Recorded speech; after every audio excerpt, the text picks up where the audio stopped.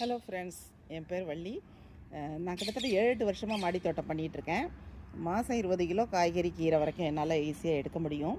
இதெல்லாம் நான் மாடி தோட்டத்துக்காக வாங்கின அவார்டு தான். இதில் பிகினர்ஸு மாடி தோட்டம் ஆரம்பிக்கணும்னு நினைக்கிறவங்களுக்கு நான் ஒன்று சொல்லிக்கணும்னு ஆசைப்பட்றேன். அதாவது முதல்ல என்ன பண்ணணும்னா, இது மாதிரி ஒரு ட்ரம்மு, பழைய ட்ரம்மு, அதில் இது மாதிரி ஒரு ஃப்ரிட்ஜ் பாக்ஸ் வாங்கி இது மாதிரி ஸ்டாண்ட் வச்சு தூக்கி வச்சுருங்க. பக்கத்தில் 2 மூட்டை மண் வாங்கி வச்சுங்க. 2 மூட்டை விலைக்கு வாங்கினதாக இருக்கலாம், அல்லது கீழே நம்ம தோட்டத்துலேருந்து எடுத்து சாதாரண மண்ணே போதும்.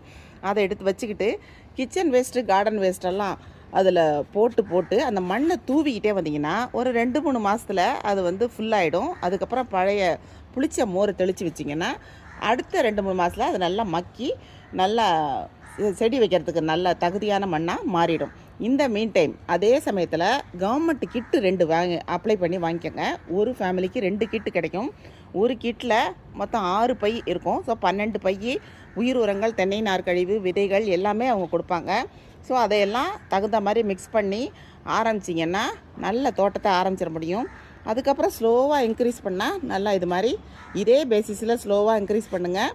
நல்லா 5-6 வருஷத்தில் நல்ல பெரிய தோட்டத்தை எல்லாராலையும் உருவாக்கிட முடியும்.